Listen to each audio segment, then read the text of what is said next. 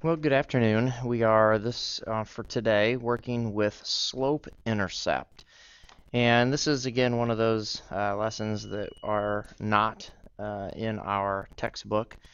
So we have obviously the podcast, but we also have the worksheets, have some examples on them as well to help in clarifying and understanding how to solve these. What I want you to do first is go ahead and hit pause and copy this information down. So go ahead and do that first. Well, what this equation is telling us, and this is the slope-intercept formula, y equals m meaning slope times x plus b, meaning that b is the y-intercept. Okay, so here's our example. Okay, our example, and again, we're just trying to interpret what this equation is telling us. The slope, again, is whatever m is. So slope is 3, and the y-intercept is 2. Okay, so that's what you need to know for that. And you say, well, what does all of this mean, and understand to try to understand it. We have our coordinate plane, and the slope again is telling us whether it is what's the steepness of that line is, and the y-intercept is again what helps us to create a point. We need 2 points, and the slope is going to help give us that second point. The y-intercept gives us the first point.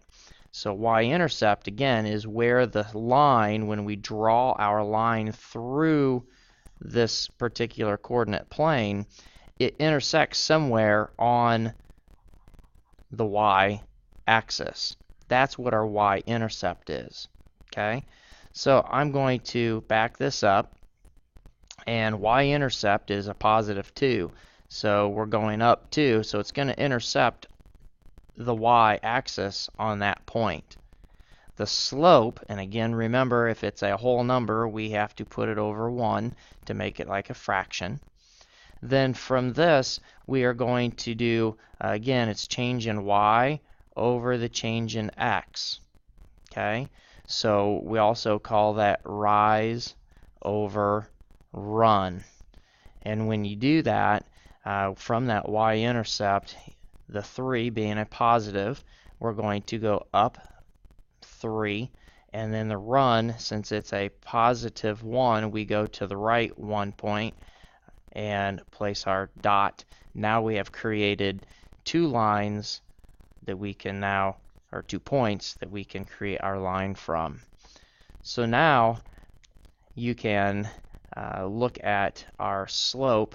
If this were a negative 3, then you would go down 3.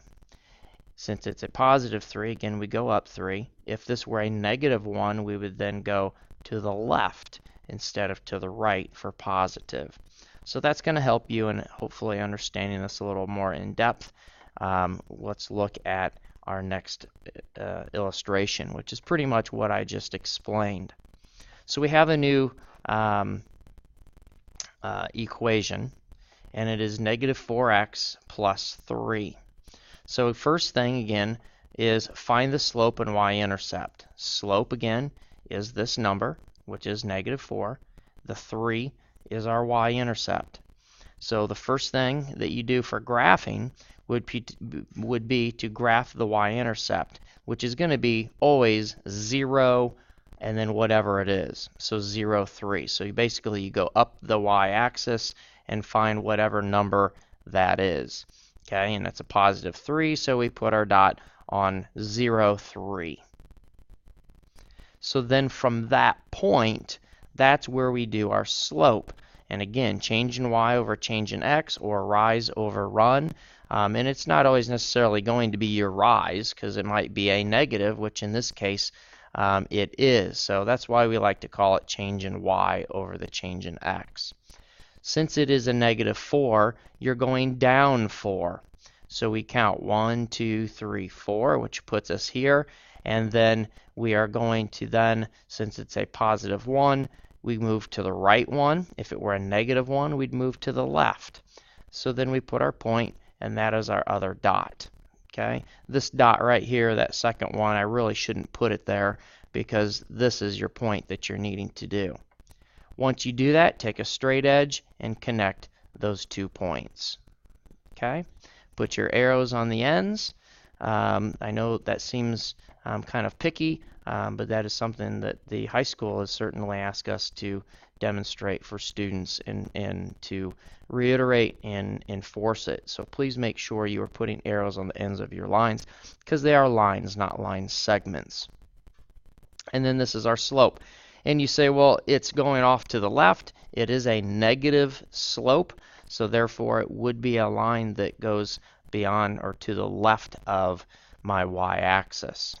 Okay, that is above our x-axis. So anything going up to the left, anything to the left of a vertical line is going to be a negative slope. Anything to the right of a vertical line would be a positive slope. And I know we've talked about that yesterday. So let's try a problem. And sometimes they'll give you the slope, sometimes they'll give you the equation. So if you were to see this example on an equation, it'd be y equals 5x minus 1 is what it would look like. So go ahead and solve this problem. Well, they gave you slope first, but really it's your y-intercept that we need first. So we go to -1 on our y-axis, which -1 is right here. So there's our first point.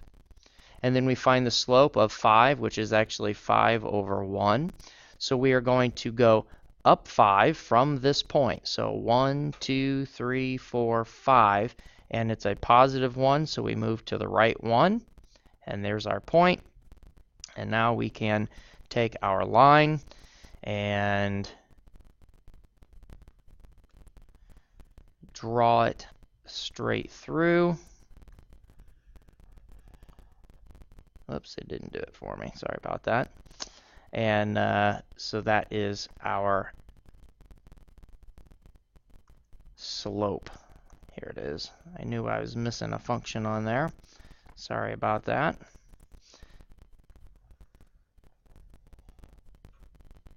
And there it is. And this line you should extend through here. I can't do it with mine.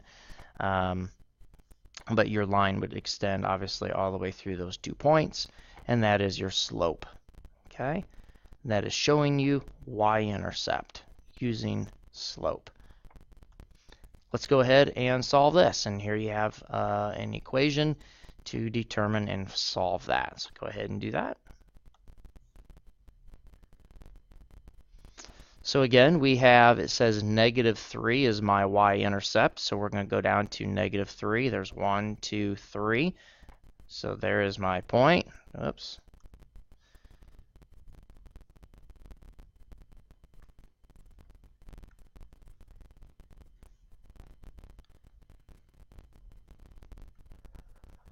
And now that we have our -3 plotted, we are going to look at the slope of 1/4. So again, changing y is going to be a +1, and then +4 is going to move you to the right 4. 1, 2, 3, 4.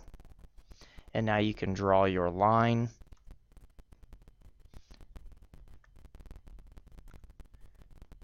From those 2 points. And you have it here and here, and definitely get your arrows on the ends so it looks like this. Now obviously when you draw these lines, please make certain you're using a straight edge. When you are doing so, it needs to be made so that it is neat. When we look at slope, again, it is a 1/4. It is a positive going to the right of the y vertical line. If you have any questions, again, please make note of that.